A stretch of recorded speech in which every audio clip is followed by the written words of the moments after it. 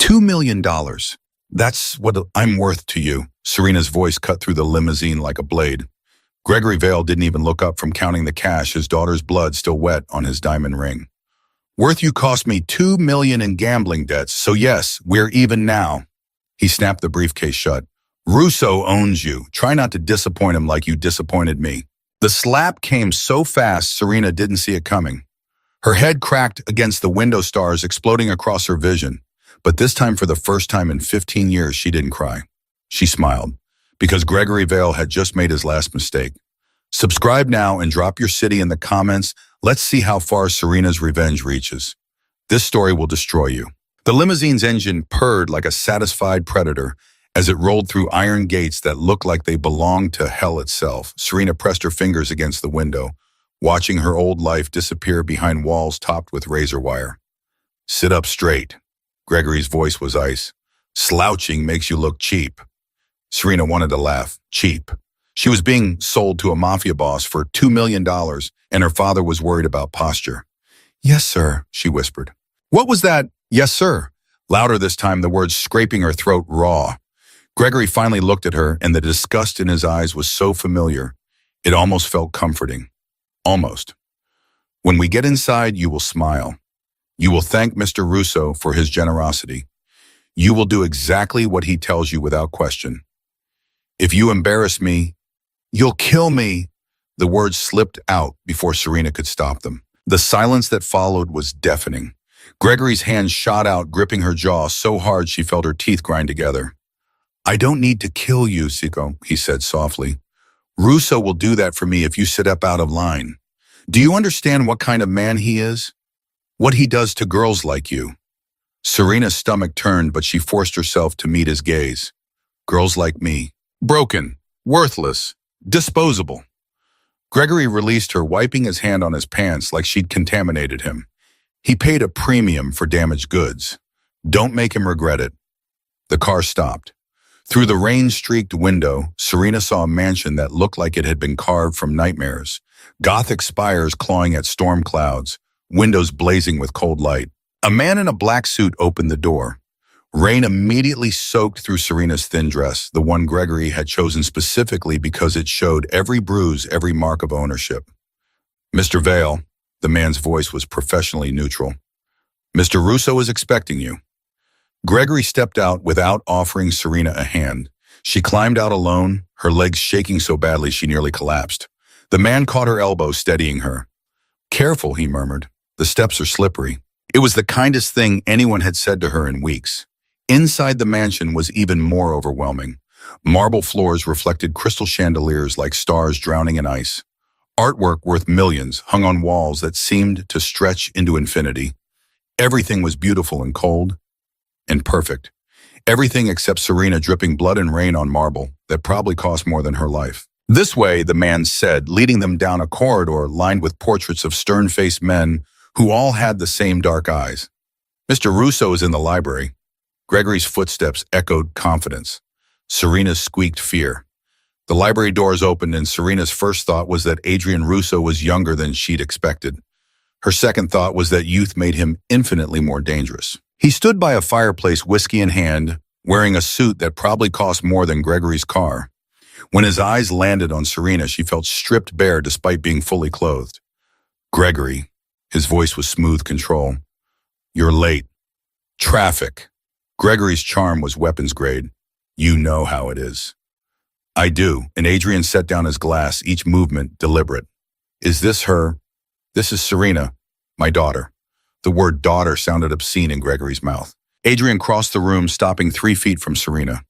Close enough that she could see the scar on his jaw, the way his eyes weren't quite black. They were dark amber, like fire seen through smoke. Look at me.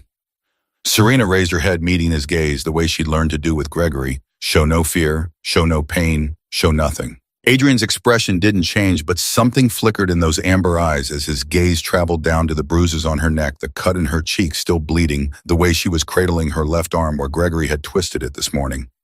She's damaged. His voice was flat, emotionless. Gregory's smile tightened. Nothing permanent. She heals fast. Always has. That's not what I meant. Adrian turned to Gregory and the temperature dropped 10 degrees. You told me she was willing. Serena's heart stopped. She is, Gregory said quickly.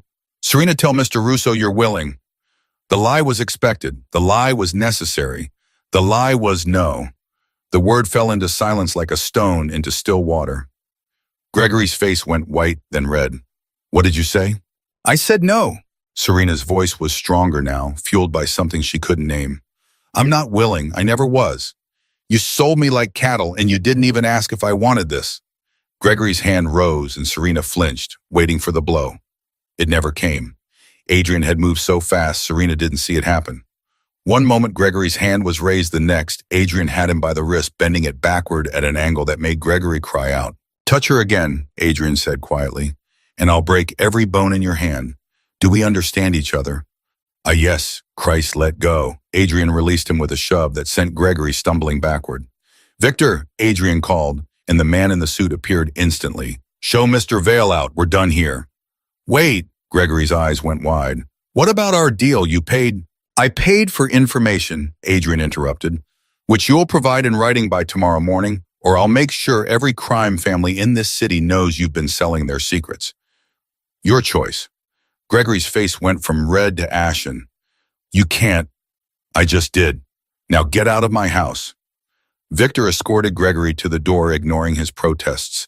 The moment he was gone, the library seemed to expand, the air easier to breathe. Serena stood frozen, trying to process what had just happened. Adrian poured 2 glasses of whiskey, held one out to her. Drink this. Serena took it with shaking hands. The first dip burned, but the second steadied her.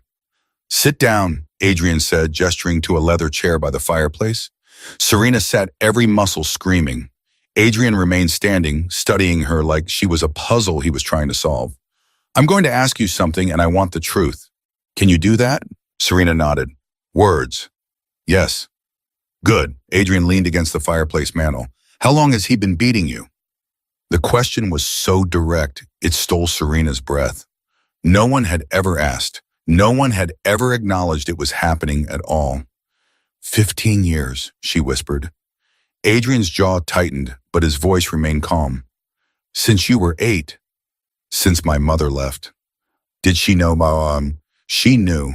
The words tasted like poison. She left anyway. Adrian was quiet for a long moment, his gaze never leaving Serena's face. I'm going to tell you something now, and you're going to think I'm lying, but I need you to listen. Serena's hands tightened on her glass.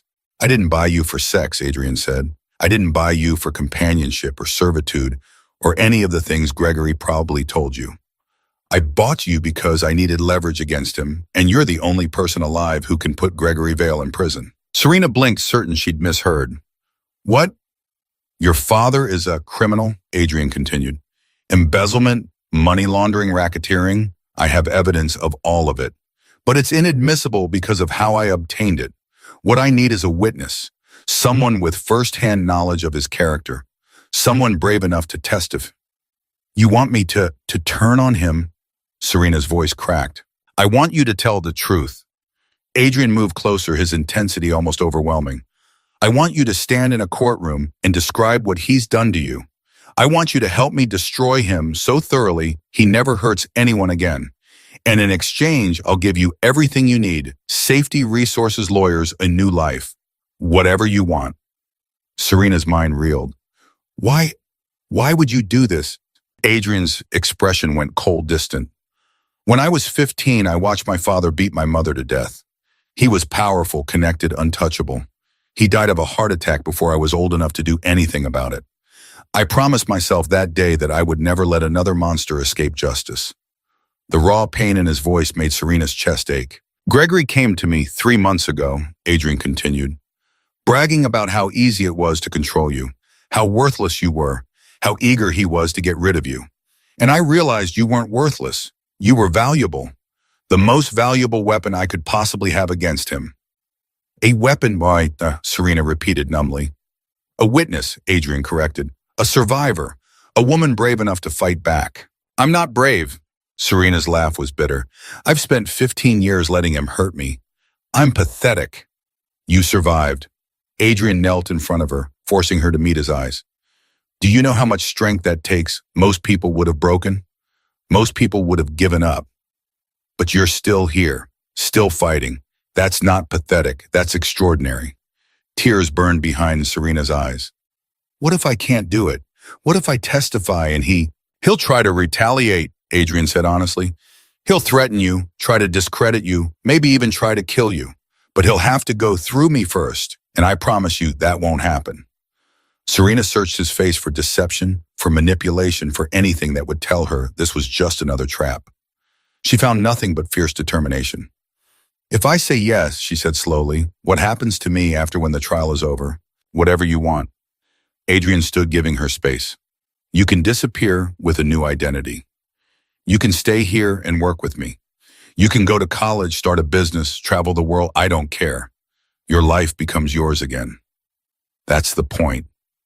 Her life. Hers. Serena couldn't remember the last time anything had belonged to her. How long do I have to decide? As long as you need. Adrian walked to his desk, pulled out a card. This is Dr. Chen's number. She'll examine you tonight, document your injuries. Tomorrow, if you want to proceed, we'll meet with the lawyers. If you don't, I'll arrange transport to wherever you want to go.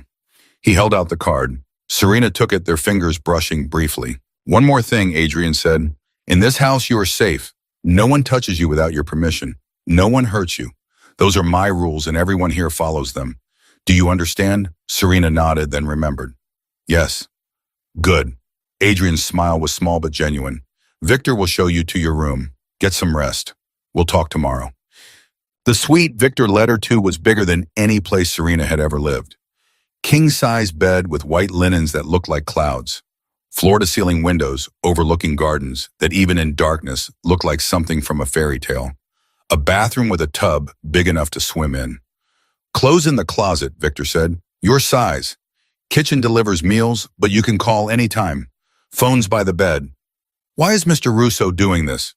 The question burst out. Victor's expression softened. I've worked for him 12 years, never seen him go to this much trouble for anyone. Whatever his reasons, they're real, and he keeps his promises. After Victor left, Serena stood in the center of her new room, trying to process the past 3 hours. This morning, she'd woken knowing her father was planning something terrible. Now she was here in a Mafia Boss's mansion being offered a chance at revenge. It felt like a dream, or a trap, or maybe both. She walked to the bathroom, turned on the shower, and stood under hot water until it ran cold. Watched 15 years of blood and shame spiral down the drain. When she emerged, she found soft clothes laid out, not the thin, revealing dress Gregory had made her wear. Real clothes, comfort, dignity. Serena dressed slowly, her battered body protesting. Then she climbed into the enormous bed and for the first time in 15 years felt safe enough to close her eyes without fear of what would come when she opened them. Morning came with gentle knocking. Serena, I have breakfast.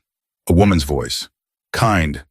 Not Gregory's pounding that meant she had 30 seconds before Serena sat up disoriented by sunlight and safety. Come in.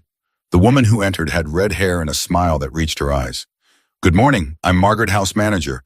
Brought you breakfast and fresh clothes. The tray held more food than Serena usually saw in a week. Eggs, toast, fresh fruit coffee that smelled like heaven. Thank you, Serena managed. Mr. Russo asked me to tell you Dr. Chen will be here in an hour. Margaret set down the tray. No pressure if you're not ready. We can reschedule. No, I'll see her. Margaret hesitated. He also wanted me to tell you something. You're not a prisoner here. If you want to leave, just say the word. But if you stay, you're under his protection. That means something in this city. After Margaret left, Serena ate slowly, savoring flavors she'd forgotten existed. Real butter, fresh strawberries, coffee that didn't taste like punishment.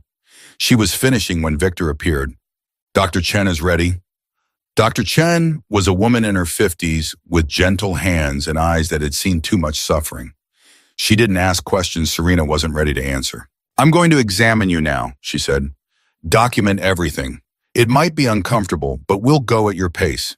Is that okay? Yes. The examination took 3 hours. Dr. Chen photographed every bruise, every cut, every scar that had never healed right. X-rays showed 3 cracked ribs in various stages of healing. A fractured wrist that had set wrong 2 years ago. Evidence of repeated trauma to her head and neck. Your father did this, Dr. Chen asked quietly. Yes. For how long? 15 years. Dr. Chen made a note, her expression carefully neutral, but Serena saw her hands shake slightly. I'm recommending physical therapy counseling and ongoing medical monitoring. Your injuries will heal, but recovery takes time. I don't have money. Mr. Russo is covering all expenses. Dr. Chen met her eyes. He's also arranged for around-the-clock security and a trauma specialist. Whatever you need. After Dr. Chen left, Victor appeared again. Mr. Russo would like to see you, if you're ready. Serena followed him to an office on the second floor. Adrian stood by windows overlooking the gardens, and he looked tired, like he hadn't slept. How are you feeling? He asked. Better. It was true. The pain medication worked, and a full night's sleep had done wonders. Adrian gestured to a chair. I need to show you something. He slid a folder across the desk. Serena opened it and found herself looking at photographs. Gregory entering, buildings meeting with dangerous-looking men exchanging briefcases. I've been investigating your father for 6 months, Adrian explained. He's embezzled over $7 million, laundered money for 4 different crime families. He's connected to drug trafficking, illegal weapons, and at least 3 murders. Serena stared at the photos, her stomach churning. But all of this is inadmissible, Adrian continued. Obtained illegally. What I need is someone who can testify to his character, his violence, his manipulation. Me, Serena whispered. You. Adrian pulled out another folder thicker. But you wouldn't be alone. Your father has 4 ex-wives, 6 former business partners, 2 secretaries who quit. All of them have stories. All of them signed NDAs. But if you testify first, you give them permission to break their silence. Serena's hands trembled as she looked through statements from women who'd suffered similar abuse. Men her father had threatened and destroyed. She wasn't alone. If I testify, she asked, what happens to him? 20 to life for the abuse charges alone. Add the financial crimes and he dies in prison. Adrian's eyes were hard. But it won't be easy. He'll fight back with everything he has. Lawyers, private investigators, media manipulation. He'll try to destroy your credibility. He'll call me a liar. Yes. He'll say I'm crazy. Probably, but he'll try to kill me. Adrian leaned forward intense. And he'll fail, because you'll have me, my resources, and my protection. Gregory Vale is powerful, but he's not invincible. And you're stronger than he's ever given you credit for. Serena looked at the photos again, her father's smug face, his expensive suits bought with stolen money, his complete confidence that he would never face consequences. Something hot and fierce bloomed in her chest. When do we start? She asked. Adrian smiled, a real smile, sharp and dangerous. Right now. The next 2 weeks were brutal. Lawyers came in waves asking questions that made Serena relive every nightmare. They built timelines, documented patterns, created a case so airtight even Gregory's expensive lawyers couldn't break it. Serena told them everything. The beatings that started when she was 8, the psychological torture, the times he'd locked her in the basement for days, the broken bones, the threats, the systematic destruction of her self-worth. Every word was recorded, every detail documented, every tear a weapon. Adrian was there for all of it, sitting quietly in the corner, making sure the lawyers treated her with respect. When Serena got overwhelmed, he called breaks. When she couldn't speak, he ordered everyone out until she was ready. He never pushed, never demanded, just supported. It was strange having someone in her corner. Serena didn't know what to do with it. One evening after a particularly brutal session, she found Adrian in the library. Can I ask you something? She said. He looked up from his laptop. Of course. Why do you care? Really? Not the revenge thing. Why do you actually care about me? Adrian was quiet for a long moment. Because you remind me of my mother, the way she used to smile even when she was in pain, the way she protected me even when she couldn't protect herself, the strength it took just to survive each day. His voice cracked slightly. I couldn't save her, he continued, but I can save you. Maybe that's selfish. Maybe I'm using you to fix something that can't be fixed.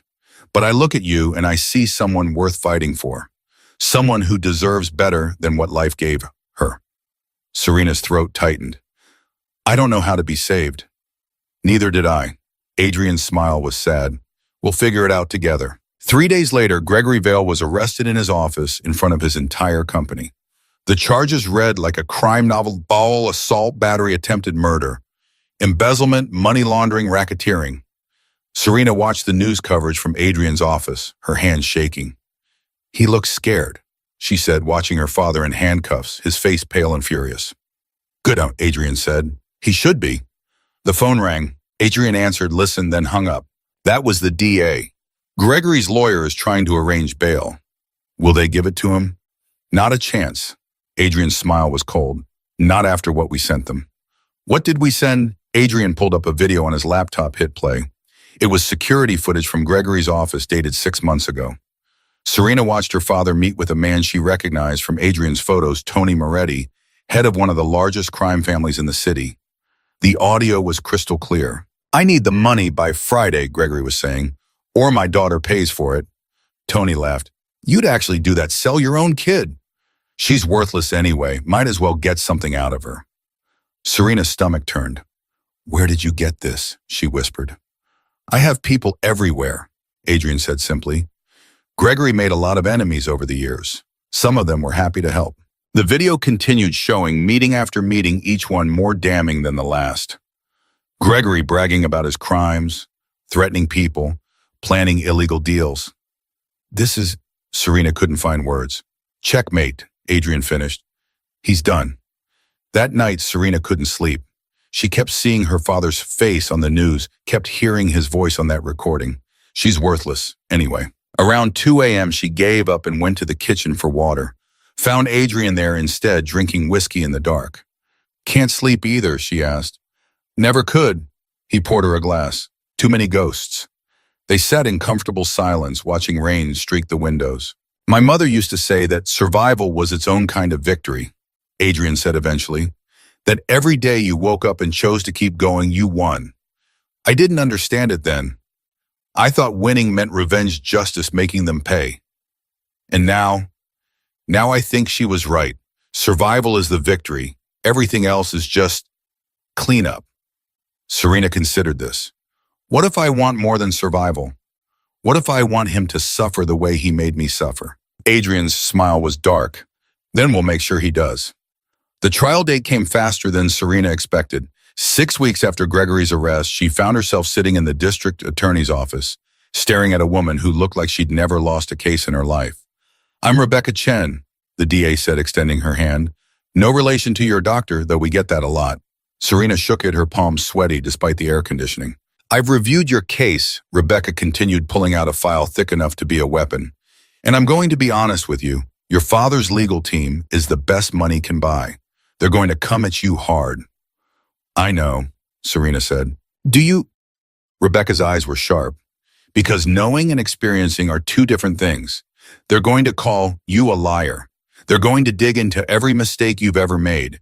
They're going to suggest you're doing this for money, for attention, for revenge. They're going to make you wish you'd never stepped into that courtroom. Adrian leaned forward, his voice dangerous. Is there a point to this? The point is that Serena needs to be prepared, Rebecca shot back. I don't coddle my witnesses. I make them ready. I'm ready, Serena said quietly. Rebecca studied her. We'll see. Let's start with the basics. Your father's lawyer is Marcus Webb. Ever heard of him? Serena shook her head. He got 3 murder charges, dismissed last year. Made witnesses cry on the stand. He's vicious, calculated, and he never fights fair. Rebecca pulled out a photo of a man in his 60s with silver hair and cold eyes. He's already filed motions to exclude your medical records, claiming they're prejudicial. Can he do that? Serena asked. He can try. The judge will decide. Rebecca flipped through more papers. He's also subpoenaed your psychiatric records from when you were 16. Serena's blood went cold. What psychiatric records? Apparently your father had you committed for 2 weeks. Claims you were suicidal, self-harming, making up stories about abuse for attention. The room tilted. Serena gripped the arms of her chair, memories flooding back the hospital with its white walls and locked doors. The doctors who believed Gregory over her, the medications that made her feel like she was drowning. I wasn't making it up, she whispered. I know, Rebecca said, her voice gentler now. But Webb is going to use those records to paint you as unstable, unreliable, a troubled young woman with a grudge. Then what do we do? Adrian demanded. We get ahead of it. Rebecca turned to Serena. Tell me about the hospitalization, everything. Serena closed her eyes, forcing herself back to that terrible summer. I was 16. My father had broken my arm, said I'd fallen down the stairs. But at school, a teacher noticed the bruises didn't match the story. She called child services. What happened? Rebecca was taking notes. They came to the house, interviewed me alone. I told them everything, the beatings, the verbal abuse, everything. Serena's voice shook. And my father? He was so calm, so reasonable. He showed them my room. My good grades told them I was going through a rebellious phase, making up stories because he'd grounded me for sneaking out. Did they believe him? They believed the man in the expensive suit over the hysterical teenager. Serena opened her eyes. 2 days later, he had me committed, said I was a danger to myself. The doctors there, they all knew him, played golf with him. They didn't even question it. Rebecca's jaw tightened. What did they do to you? Medications, therapy sessions, where they tried to make me admit I'd lied. 2 weeks of being told I was crazy, that I needed to appreciate my father, that my imagination was out of control. Serena's hands clenched. When I finally said what they wanted to hear, they let me go home, and my father made sure I never spoke to that teacher again. Jesus Christ, Rebecca muttered. Okay, we're going to use this. How? Adrian asked. Because it shows a pattern of manipulation and control. Gregory Vale didn't just abuse his daughter, he weaponized the mental health system to silence her. That's going to play very well with a jury. Over the next 3 weeks, Rebecca put Serena through practice testimony that made actual torture look gentle. She asked every horrible question Webb might ask, pushed every emotional button, forced Serena to relive trauma until the words came out clear and steady instead of broken and tearful. Tears make you look weak, Rebecca said during one particularly brutal session. I need you strong, angry, someone the jury can believe in. I can't just turn off my emotions, Serena snapped. Yes, you can. Watch. Rebecca's expression went cold and professional. Your father claims you've always been dramatic, that you exaggerate everything. How do you respond? Serena took a breath, found the anger beneath the hurt. I respond that broken bones don't exaggerate, medical records don't exaggerate, and if wanting my father to stop beating me makes me dramatic, then yes, I'm very dramatic. Rebecca smiled. Better, again. They practiced for hours until Serena could recite dates and incidents without breaking down, until she could look at photos of her own bruised face and describe them clinically, until she could hear her father's name without flinching. But the nightmares got worse. Every night, Serena woke up screaming, convinced Gregory was in her room, that he'd found a way past Adrian's security, that he was going to kill her this time. Adrian started sleeping in the chair by her door. You don't have to do that, Serena said one night, finding him there at 3 a.m. I know, he said simply. Don't you have your own room, your own bed? I do. Then why? Because you're terrified, Adrian interrupted, and I promised you'd be safe. This is how I keep that promise. Serena's throat tightened. I'm sorry I'm so much trouble. Adrian looked at her, really looked at her. You're not trouble, you're the bravest person I know. And if sitting in an uncomfortable chair helps you sleep, then that's where I'll be. Something shifted between them in that moment, something Serena couldn't name but felt in her bones. The preliminary hearing came first, a test run before the actual trial. Serena sat in the courtroom, Adrian beside her, and watched her father walk in, wearing a suit that screamed innocence and respectability. Gregory's eyes found hers across the room. He smiled. Serena's hands shook, but she didn't look away. All rise, the bailiff called. Judge Morrison was a woman in her 60s with steel gray hair and a reputation for not tolerating nonsense. She reviewed the charges, listened to both sides present their opening arguments, then turned to Rebecca. Call your first witness. The state calls Dr. Patricia Chen. Dr. Chen took the stand and methodically destroyed Gregory's defense. She presented photos of Serena's injuries, x-rays showing fractures in various stages of healing, medical evidence that couldn't be explained away by accidents or teenage drama. Marcus Webb cross-examined her aggressively. Isn't it true that many of these injuries could have been self-inflicted? No, Dr. Chen said firmly. The pattern and severity indicate repeated trauma from an external source. Self-inflicted injuries look different. But you didn't witness any of this alleged abuse, did you? I documented the physical evidence. The evidence doesn't lie. Webb's smile was sharp. Neither do troubled young women seeking attention, apparently. Objection. Rebecca was on her feet. Sustained, Judge Morrison said. Mr. Webb, save the editorializing for your closing statement. But the damage was done. Webb had planted the seed. What if Serena was lying? During a recess, Serena found herself face to face with her father in the courthouse hallway. His lawyers were 20 feet away, close enough to intervene, but far enough to maintain plausible deniability. Serena, Gregory said, his voice honey smooth, we can still fix this.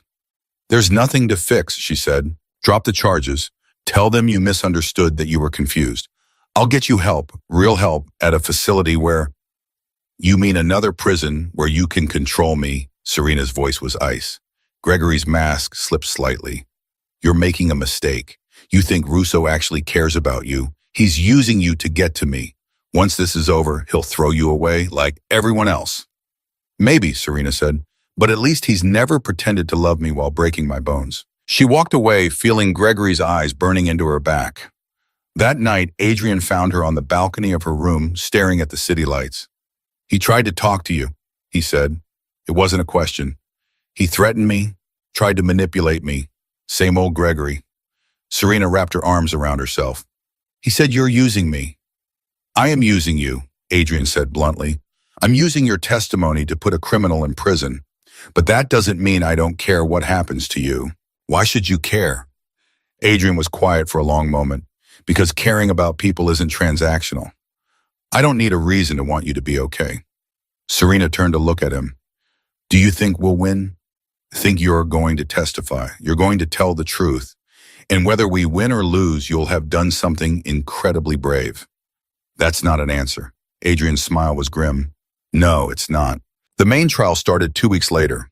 The courtroom was packed. Reporters, curious onlookers, people who'd read about the case and wanted to see the drama unfold. Serena sat at the prosecutor's table, trying not to throw up.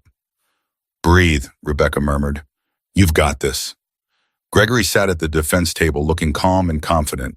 Webb whispered something to him, and he laughed quietly like they were sharing a joke. Serena wanted to scream. Judge Morrison called the court to order. Rebecca stood, her voice clear and powerful. Your Honor, the state will prove that Gregory Vale systematically abused his daughter for 15 years. That he used his wealth and influence to silence her, to manipulate the system to ensure she had nowhere to turn.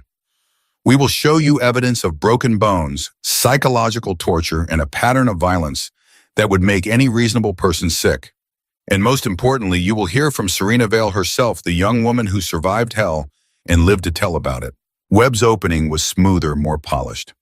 Ladies and gentlemen, this case is about a troubled young woman with a history of mental instability seeking revenge against the father who tried to help her. You will hear testimony about her psychiatric hospitalization, her dramatic claims that were never substantiated, her convenient timing in bringing these charges just as Mr. Vale was refusing to continue funding her expensive lifestyle. This is not a story of abuse, it's a story of manipulation, and the manipulator is sitting right there. He pointed at Serena. The first 2 days were a parade of expert witnesses, psychologists, medical examiners, financial analysts who detailed Gregory's embezzlement. Each one built the case brick by brick. Then Rebecca called Serena to the stand. The walk from the table to the witness box felt like walking to an execution. Serena's legs barely held her. She placed her hand on the Bible, swore to tell the truth, and sat down. Every eye in the courtroom was on her. State your name for the record, Rebecca said gently. Serena Marie Vale. And how old are you, Serena?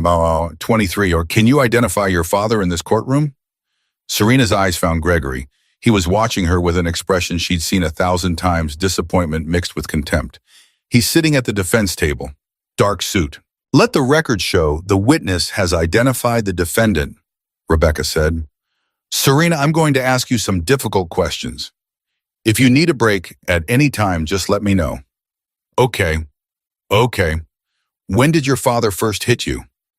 The question hung in the air like smoke. Serena took a breath, found Adrian's eyes in the gallery. He nodded once. I was 8 years old. My mother had just left and I was crying. He told me to stop. I couldn't. So he slapped me hard enough that I fell down. What happened next? He said if I ever embarrassed him like that again, it would be worse. Then he locked me in my room for 2 days. Rebecca walked her through it methodically. The escalating violence, the broken arm when she was 12, the cracked ribs at 14, the hospitalization at 16 that Gregory had weaponized against her. Serena spoke clearly, her voice steady. She didn't cry. She didn't break. She just told the truth. Then Webb stood up for cross-examination, and Serena understood what Rebecca had meant about being ready. Ms. Vale, he began, his voice dripping false sympathy. You've told quite a story here today. Very dramatic, very emotional, but I have to ask, why should anyone believe you? Because it's the truth. Is it, or is it a version of events you've convinced yourself of? Webb paced in front of the witness box. You were hospitalized for psychiatric issues at 16, correct? My father had me committed, yes. The doctors there diagnosed you with borderline personality disorder and noted you had a tendency toward dramatic exaggeration. Isn't that correct? Serena's stomach churned, but she kept her voice level. They diagnosed what my father told them to diagnose. Really? Are you suggesting that multiple trained psychiatrists conspired with your father to misdiagnose you? I'm suggesting that my father is very good at making people believe what he wants them to believe. Webb smiled. Convenient. And these alleged beatings, you claim they happened regularly for 15 years, yet you never called the police. Never told another teacher after that first incident. Never sought help. Why not? Because I was terrified. Or because they never happened. They happened, Serena said, her anger finally breaking through. Every single time he got angry, every time I said the wrong thing or looked at him wrong, or simply existed in a way that disappointed him. It happened, and I have the scars to prove it. Scars that could have come from anywhere, Webb countered. Ms. Vale, isn't it true that you approached Mr. Russo specifically to orchestrate this revenge plot, that you saw an opportunity to profit from falsely accusing your father? No. But you are living in Mr. Russo's mansion, correct? Accepting his financial support. Because he offered me safety, something my father never did. Webb's expression hardened. Let's talk about that safety. Mr. Russo is a known criminal with ties to organized crime. You're aware of this. Objection, Rebecca stood. Relevance. I'm establishing the witness's credibility and motivations, Your Honor. Overruled, but get to your point, Mr. Webb. Webb turned back to Serena. You've traded one dangerous man for another, haven't you? And in exchange for Mr. Russo's protection, you've agreed to testify against your father. Isn't this just another form of being controlled? No, Serena said firmly, because Adrian Russo has never hurt me, has never made me afraid, has never made me feel like I deserve to be in. That's the difference. Or perhaps you simply prefer his form of control to your father's. Adrian doesn't control me, he protects me. That's something you wouldn't understand. Webb's smile turned predatory. I see. You're on a first-name basis with your benefactor. Tell me, Ms. Vale, what exactly is the nature of your relationship with Mr. Russo? The implication was clear. Serena felt her face flush, but she kept her voice steady. He's helping me seek justice, that's all. That's all. You're living in his home, accepting his money, and you expect this court to believe there's nothing else going on. Objection, Rebecca was furious. This is harassment. Sustained. Mr. Webb, one more insinuation like that and you'll be facing contempt charges. But again, the damage was done. Webb had planted another seed. Maybe Serena was just a gold digger, a manipulative woman using sex and lies to get what she wanted. The cross-examination continued for 3 more hours. Webb attacked every statement, questioned every memory, suggested that Serena was lying, confused, mentally ill, or simply vengeful. By the time Judge Morrison finally called a recess, Serena was shaking so badly she could barely stand. Adrian was there immediately, his hand on her elbow, steadying her. You did great, he said quietly. I fell apart. No, you told the truth under impossible circumstances. That's courage. Rebecca joined us in the hallway. Webb's going to recall you tomorrow. He'll try to break you completely. Can you handle it? Serena looked at her father through the courtroom doors. Gregory was laughing with his lawyers, acting like this was all just a minor inconvenience. Yes, Serena said, I can handle it. That night, she couldn't sleep again. But this time when she found Adrian in the chair by her door, she didn't send him away. Instead, she sat on the floor next to him.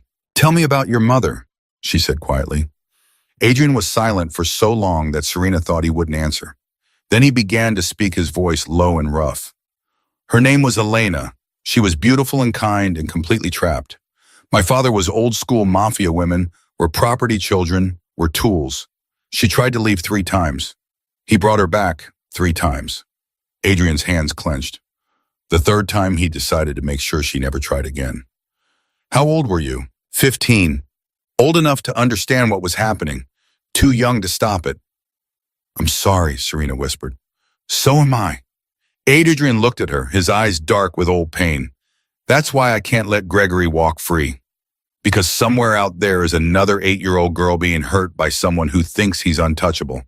And if I can stop even one of them, then maybe my mother's death meant something. Serena reached for his hand. Adrian looked surprised but didn't pull away. They sat like that until sunrise, 2 broken people finding strength in shared trauma. The next day, Webb came at Serena even harder. He produced emails she'd sent her father apologizing for being difficult, letters where she'd called him daddy and said she loved him, photos from birthdays where she was smiling. You look happy in these photos, Webb said, not like someone being systematically abused. I learned to perform, Serena said, to be whatever he needed me to be so he wouldn't hurt me. Or perhaps you were happy and you're rewriting history to suit your current narrative. My narrative is the truth. Your truth, perhaps, but truth is subjective, isn't it? No, Serena said firmly. Truth is truth. And the truth is that my father beat me for 15 years, and I have the medical records to prove it. Webb's expression flickered just for a second, and Serena realized something. He knew she was telling the truth. He just didn't care. The realization was both devastating and empowering. This wasn't about truth or justice. It was about winning. And Serena was done playing by rules that were designed to protect men like her father. Mr. Webb, she said, her voice cutting through his next question, you can try to discredit me all you want. You can suggest I'm lying or crazy or just out for money. But everyone in this courtroom knows the real truth. They know that powerful men hurt people and get away with it. They know that women who speak up are called liars. They know the system protects people like my father. But I'm speaking up anyway. Because even if you convince this jury I'm unreliable, even if my father walks free, I will have told my story, and that matters. The courtroom was silent. Even Webb seemed momentarily stunned. Judge Morrison cleared her throat. Mr. Webb, do you have any further questions? Webb recovered quickly. No, Your Honor. No further questions. Serena stepped down from the witness stand on trembling legs. As she passed her father's table, Gregory leaned over and whispered just loud enough for her to hear. You're dead. Serena stopped, turned, looked him in the eye. No, she said clearly. You are. Then she walked back to her seat, head high, while the entire courtroom watched. That threat should have scared Serena. A year ago, it would have sent her into hiding, made her recant everything, beg for forgiveness. But sitting in that courtroom surrounded by people who'd finally heard her truth, she felt nothing but cold fury. Rebecca called her next witness. The state calls Jennifer Matthews. A woman in her 40s walked to the stand, her hands shaking. Serena recognized her from the files Adrian had shown her, Gregory's second wife. Mrs. Matthews, how long were you married to Gregory Vale? 3 years, from 1998 to 2001. And why did the marriage end? Jennifer's voice cracked. Because I was afraid he was going to kill me. The courtroom erupted. Judge Morrison's gavel cracked like thunder. Order, I will have order in this court. Webb was on his feet. Objection. This witness's allegations were never substantiated. She signed an NDA. An NDA I was coerced into signing, Jennifer interrupted, her voice gaining strength. He paid me $200,000 to disappear and never speak about what he did to me.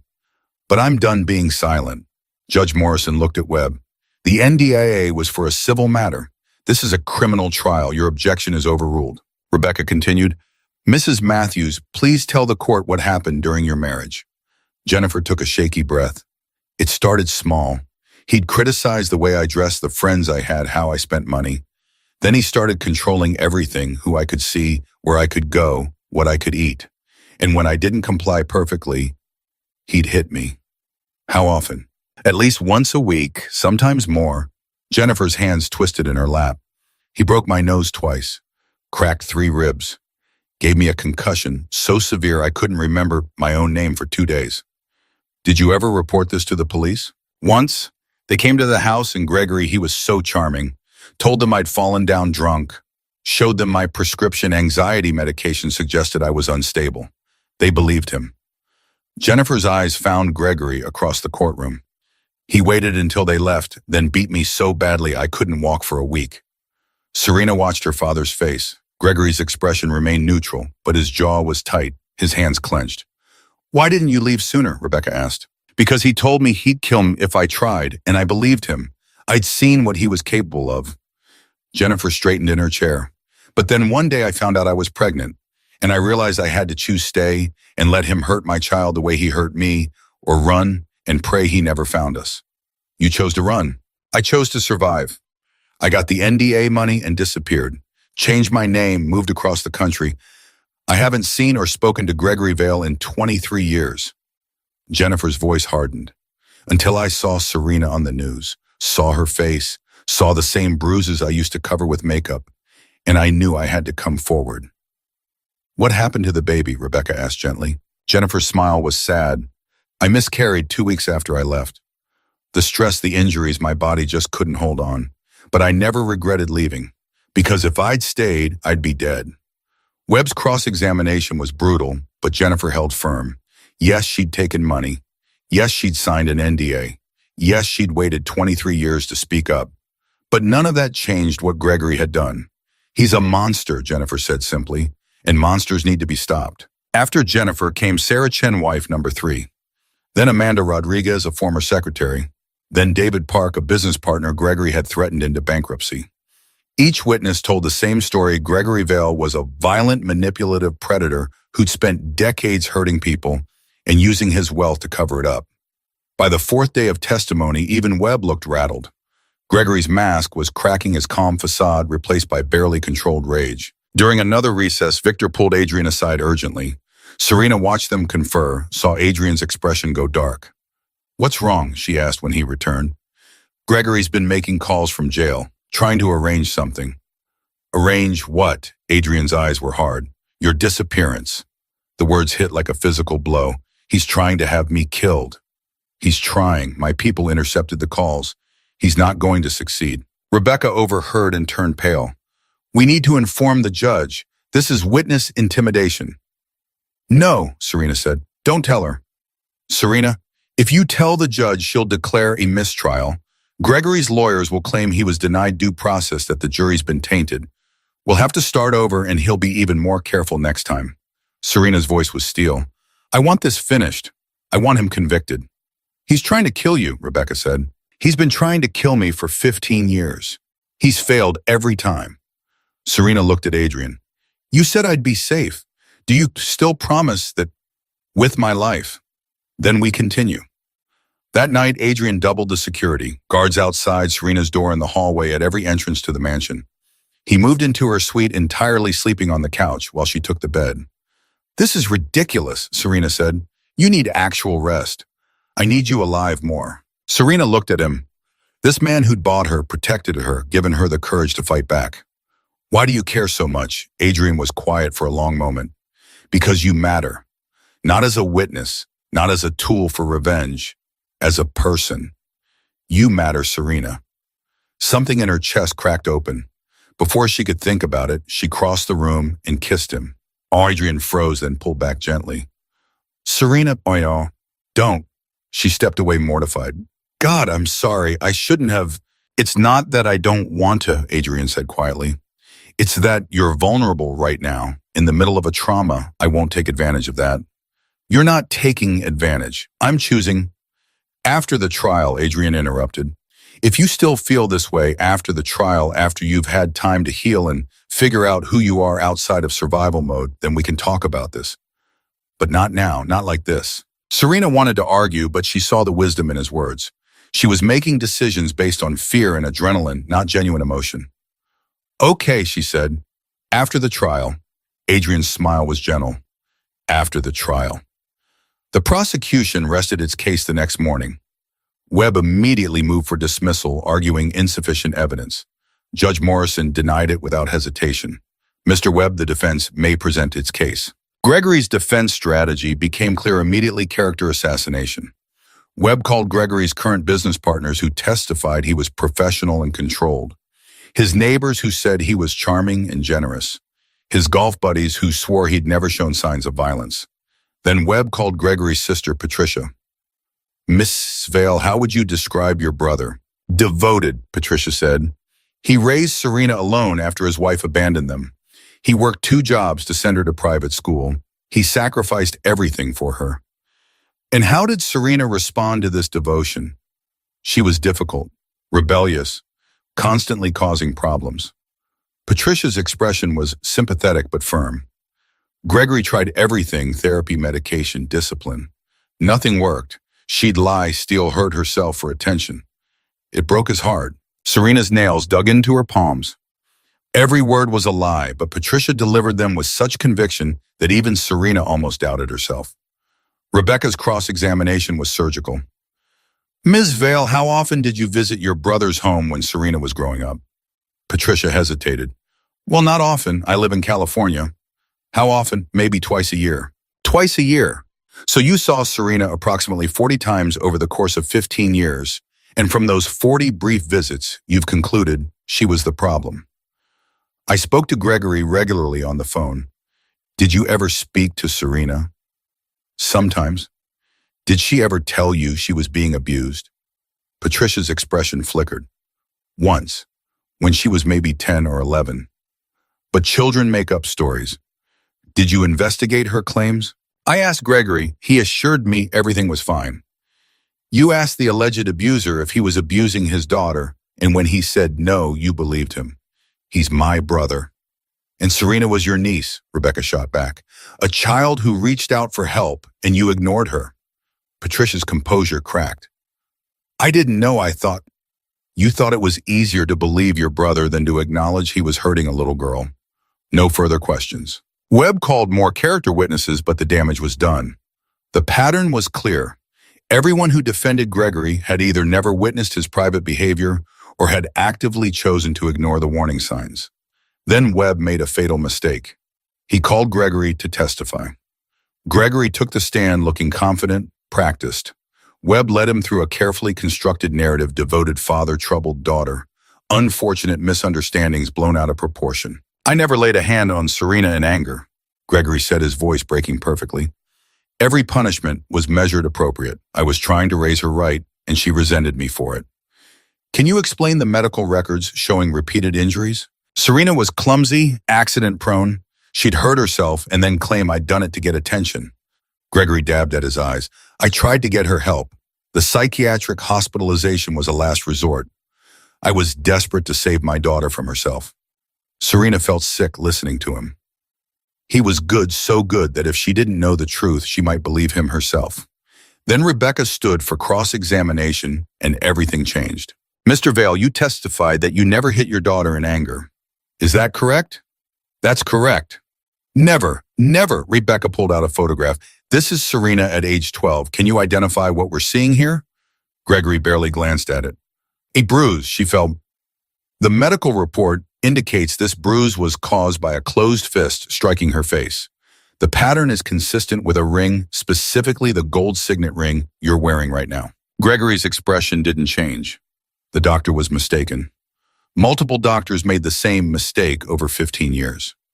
They were working with incomplete information. "The information you provided," Rebecca interrupted. "Mr. Vale, isn't it true that you accompanied Serena to every medical appointment, that you stayed in the room during examinations, that you told the doctors exactly what to write in their reports?" "I was being a concerned father. You were controlling the narrative." Rebecca's voice cut like a blade. "Just like you controlled Serena. Just like you tried to control this trial." "Objection." Webb was on his feet. Argumentative. "Sustained." Miss Chen asked questions. Rebecca smiled. "Mr. Vale, you testified that the psychiatric hospitalization was a last resort. But according to hospital records, you had Serena committed 2 days after she spoke to a teacher about abuse. Coincidence?" "She was unstable. She was telling the truth, and you weaponized the mental health system to silence her." "That's not..." "You also testified you've never been violent, but we have sworn testimony from 3 ex-wives describing systematic abuse. Are they all lying?" Gregory's calm was fracturing. "They're bitter, vindictive. Mrs. Matthews had her nose broken twice. Mrs. Chen required surgery for internal injuries. Mrs. Rodriguez has permanent nerve damage in her left hand. All coincidences. I don't know what You paid them to be silent. Rebecca's voice rang through the courtroom. 200,000 to Jennifer Matthews, 500,000 to Sarah Chen, 300,000 to Amanda Rodriguez, all with ND, as that prohibited them from ever speaking about what you did. That's not the behavior of an innocent man. Gregory's face was red now, his composure shattered. They took the money willingly, because you threatened to destroy them if they didn't. Just like you threatened your daughter. Just like you've threatened every person who's ever tried to hold you accountable. Rebecca moved closer to the witness stand. Mr. Vale, I'm going to give you one chance to tell the truth. Did you abuse Serena? No. Did you break her bones? No. Did you use your wealth and influence to cover up your crimes? No. Rebecca nodded slowly. Then you won't mind if we play this. She gestured to the bailiff who started a video on the courtroom monitors. It was security footage from Gregory's office, the same footage Adrian had shown Serena weeks ago. Gregory's voice filled the courtroom. I need the money by Friday, or my daughter pays for it. Tony Moretti's laugh. You'd actually do that? Sell your own kid? She's worthless anyway. Might as well get something out of her. The courtroom exploded. Judge Morrison's gavel couldn't restore order. Gregory sat frozen in the witness box, his face ashen. That was taken out of context, he started. There's more, Rebecca said. The video continued. Meeting after meeting, Gregory discussing his crimes, bragging about his abuse planning, illegal deals. Every word damning, every sentence another nail in his coffin. When it finally ended, the silence was absolute. Mr. Vale, Rebecca said quietly, do you still maintain you never hurt your daughter? Gregory's hands were shaking. This isn't, yes or no. She deserved it. The words exploded out of him. She was weak and pathetic and worthless, just like her mother. I tried to make her strong, to make her useful. But she was always... He stopped realizing what he'd said. The courtroom erupted again. This time, Judge Morrison let it happen for a full 30 seconds before calling for order. Mr. Vale, she said, her voice ice, I suggest you consult with your attorney before you say anything else. But the damage was irrevocable. Gregory had confessed. On the stand, in front of a full courtroom. Webb tried damage control, but there was no coming back from that. His client had just admitted to abuse under oath. Closing arguments were almost anticlimactic. Rebecca summarized the evidence, the testimony, the confession. Webb did his best to suggest temporary insanity, extreme emotional distress, anything to mitigate the damage. The jury deliberated for 2 hours. Serena sat in the hallway outside the courtroom, Adrian beside her trying not to throw up. What if they don't believe me? She whispered. They believe you. You saw their faces when Gregory confessed. But what if... Serena? Adrian took her hand. Whatever happens, you did the right thing. You told the truth. You fought back. That matters more than the verdict. Does it? Yes, because you're not that scared 8-year-old anymore. You're not the woman who believed she deserved to be hurt. You're someone who stood up and said no more. That's victory regardless of what 12 strangers decide. The bailiff appeared. They're back. Serena's heart hammered as they filed back into the courtroom. The jury looked serious, some of them red-eyed like they'd been crying. Judge Morrison addressed them.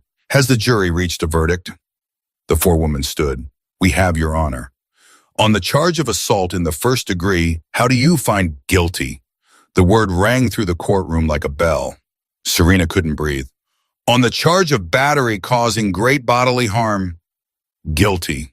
On the charge of attempted murder, guilty. Each verdict hit like a wave. Guilty, guilty, guilty, all 23 counts. Gregory sat motionless, his face blank. Then slowly he turned to look at Serena. She met his gaze and didn't flinch. Judge Morrison set sentencing for 3 weeks out and remanded Gregory to custody. As the bailiffs led him away in handcuffs, he started laughing, a hollow, broken sound that raised the hair on Serena's neck. You think you've won, he called over his shoulder. You think this is over. You'll never be free of me, Serena. Never. I'll haunt you until the day you die. No, Serena said clearly, you won't, because I'm already free. The courtroom doors closed behind him, and Serena felt something inside her break loose, 15 years of fear and pain and self-hatred dissolving like smoke. She turned to Adrian, and for the first time since she was 8 years old, she felt light. It's over, she whispered. It's over, he confirmed. Rebecca joined them, with tears streaming down her face. We did it. God, we actually did it. The reporters mobbed them in the hallway, shouting questions. How did Serena feel? Would she appeal? What message did this send? Serena stopped, faced the cameras, and spoke clearly. I want every person who's ever been abused to know something. Your voice matters. Your truth matters. The people who hurt you don't get to win just because they're powerful or wealthy or respected. Justice is possible. Freedom is possible. You just have to be brave enough to fight for it. The questions continued, but Adrian steered her away, Victor and his security team creating a corridor through the crowd. They made it to the car, and as it pulled away from the courthouse, Serena looked back one last time. The building where she'd faced her worst nightmare and come out victorious. What now? She asked. Adrian smiled. Now you figure out who Serena Vale is when she's not just surviving. I don't know how to do that. Neither did I. He squeezed her hand. We'll figure it out together. That night, the mansion felt different, quieter, safer. Serena stood on her balcony watching the city lights, trying to process everything that had happened. She'd won. Gregory was going to prison. She was free. But freedom felt strange after so many years of captivity, like she'd been wearing shackles so long that even with them removed, she could still feel their weight. Adrian found her there an hour later. Can't sleep, he asked. Can't stop thinking. Serena turned to him. I keep waiting for something terrible to happen. For this to be a dream or a trick or for Gregory to somehow... He can't hurt you anymore. I know that intellectually, but emotionally, she wrapped her arms around herself. I don't know how to stop being afraid. Adrian moved closer. It'll take time. Healing isn't linear. Some days will be better than others, but you'll get there. Will you help me? Every step of the way. Serena looked at him, really looked at him. This man who'd saved her not with money or power, but by believing her when no one else did. After the trial, she said softly, you said we could talk after the trial. Adrian's expression was careful. I did say that. So let's talk. Are you sure the trial just ended? You might need time to... Serena kissed him. Unlike the first time, Adrian didn't pull away. He kissed her back, gentle and careful, like she was something precious. When they finally broke apart, both breathing hard, Adrian rested his forehead against hers. I need you to understand something, he said quietly. This isn't gratitude talking. This isn't trauma bonding or Stockholm syndrome or any of the things people will say. I care about you, really care about you, and I won't let you make a decision you'll regret. I won't regret this, Serena said firmly. For the first time in my life, I'm choosing something for myself, not because I'm afraid, not because I'm trying to survive, because I want this, I want you. Adrian searched her face. Okay, but we go slow, and if you ever change your mind, I won't. If you do, he insisted, you tell me. No consequences, no judgment, just honesty. Deal. They kissed again, and this time Serena felt something she'd never experienced before, desire untainted by fear. Want without obligation. The freedom to choose and be chosen in return. Later, lying in Adrian's arms, Serena finally felt the last of her tension release. Thank you, she whispered. For what? For seeing me, for believing me, for giving me a chance to fight back. Adrian's arms tightened around her. You did all the hard work. I just provided the weapons. Still, thank you. They fell asleep like that, two broken people finding wholeness in each other, while outside the city hummed and Gregory Vale sat in a cell, finally facing the consequences of his crimes.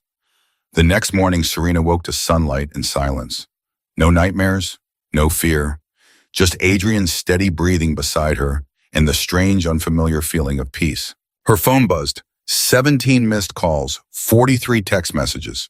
The news had exploded overnight. Gregory Vale, respected businessman, convicted on all counts.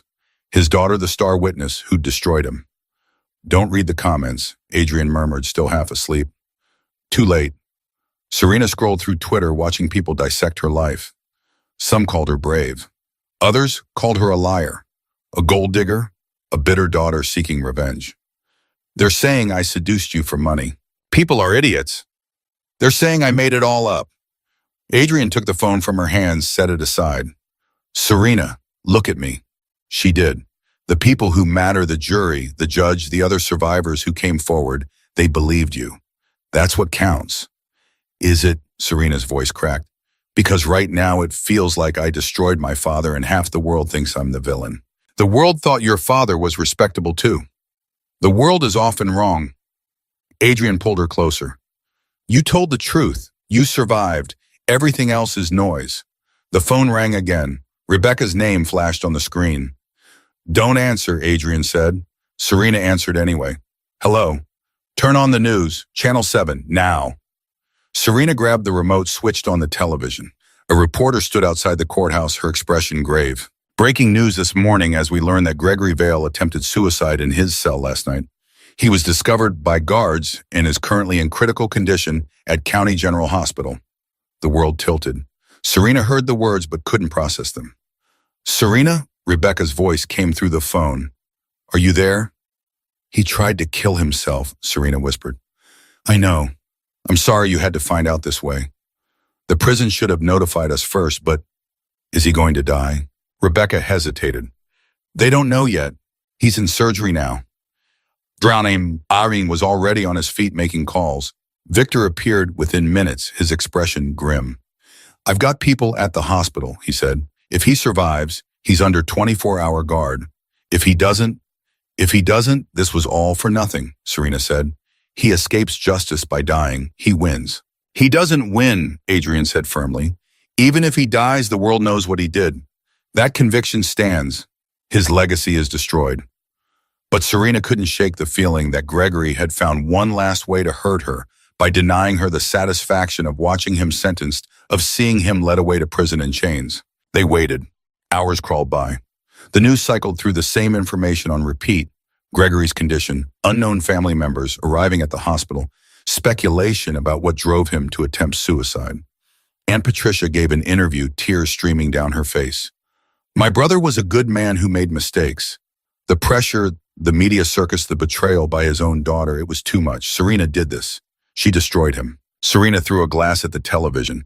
It shattered and she immediately regretted it, but the rage felt good. Cleansing. She's blaming me, Serena said. Of course she's blaming me. She blamed you before, Adrian pointed out. This changes nothing. It changes everything. If he dies, I'm not just the daughter who testified against her father, I'm the daughter who killed him. You didn't. That's what they'll say, Serena's voice broke. That's the story. Not that he abused me for 15 years. Not that he sold me. Not that he confessed in court. They'll say I drove him to suicide. Adrian pulled her close and Serena let herself break down. All the strength she'd maintained through the trial and all the composure it shattered like that glass against the wall. 3 hours later, Rebecca called back. He's alive, stable. They're moving him to the psychiatric ward under guard. Serena didn't know whether to feel relieved or disappointed. What happens now, she asked. Sentencing is postponed until he's cleared by psychiatrists. Could be weeks, could be months. Rebecca's frustration was palpable. His lawyers are already claiming this proves he's mentally unfit to stand trial. After he was already convicted, they'll try anything, but Morrison won't buy it. The conviction stands. After Rebecca hung up, Serena stood at the window watching the city that had been her prison for so long. I want to do something, she said. What do you mean, Adrian asked. All those other women who testified, all the survivors who are still too scared to come forward. I want to help them. Serena turned to face him. I want to start a foundation, a safe house, somewhere women can go when they're trying to escape. Adrian smiled. Tell me what you need. Over the next 6 weeks, while Gregory recovered and his lawyers stalled the sentencing, Serena threw herself into the project. She met with architects, social workers, therapists. She interviewed women who'd escaped abusive situations, learning what they'd needed most. Adrian provided the funding, but Serena did everything else. She found a building, an old mansion on the edge of the city, big enough for 20 women and their children. She hired staff who understood trauma. She created programs for job training, legal aid counseling. She named it Haven House. The media coverage was intense. Some outlets praised her. Others questioned her motives, suggested she was profiting from her father's downfall. Let them talk, Jennifer Matthews said during one of their planning meetings. She'd become involved with the project along with Sarah Chen and Amanda Rodriguez, Gregory's other survivors, now Serena's allies. We're building something that matters. That's all that counts. The grand opening was scheduled for 2 months after the trial. Serena stood in the main hall surrounded by people who'd helped make this happen and felt something she'd never experienced before: pride. "Speech time," Rebecca said, gently pushing Serena toward the podium. Cameras flashed. Reporters pressed forward. Serena took a breath and began. "When I was 8 years old, my father hit me for the first time. I thought it was my fault. I thought I'd done something wrong, that if I could just be better, he'd stop hurting me." Her voice was steady. "I spent 15 years believing that lie, 15 years thinking I deserved the pain." The room was silent. "But I was wrong. No one deserves to be hurt by the people who are supposed to love them. No one deserves to live in fear. And no one should have to escape alone." Serena gestured to the building around her. "Haven House exists because I had help. I had Adrian Russo who gave me protection. I had Rebecca Chen who fought for justice. I had Jennifer, Sarah, and Amanda who showed me I wasn't alone. Not everyone has that. This place is for the people who don't." She paused, gathering her thoughts. "If you're watching this and you're afraid, if you're trapped and you think there's no way out, there is, call us. Come here. We'll help you. No judgment, no questions about why you stayed or why you didn't leave sooner. Just safety, support, and a chance to rebuild." Serena's eyes found Adrian in the crowd. "Everyone deserves a second chance. Everyone deserves to be free." The applause was deafening, but Serena barely heard it. She was thinking about the 8-year-old girl who'd thought she was worthless, who'd believed her father when he said she deserved every bruise. That girl was gone. In her place stood someone stronger. That night, lying in Adrian's arms, Serena finally asked the question that had been haunting her. What happens to us when this is over? When Gregory's sentenced and the media moves on and I'm not the tragic victim anymore? Adrian was quiet for a moment. "What do you want to happen?" "I don't know. I've never gotten to want things before. I've only ever survived." "Then figure out what you want. Not what you think you should want. Not what would make a good story. What actually makes you happy." Serena considered this. "I want to run Haven House. I want to help other survivors. I want to make sure no one else goes through what I did." "That's a good start. And I want you." The words came out smaller than she'd intended. "But I don't know if that's real or if I'm just..." "Serena." Adrian tilted her face up to meet his eyes. "I've watched you transform over these months. I've seen you go from terrified to furious to powerful. And through all of it, the way I feel about you hasn't changed. If anything, it's gotten stronger. So yes, it's real. What we have is real. Even though we met because my father sold me to you, especially because of that, because it means we both know what it's like to have the worst moment of our lives become the beginning of something better." He kissed her forehead. "We're not defined by how we met. We're defined by who we choose to be now." 2 weeks later, Gregory was cleared for sentencing.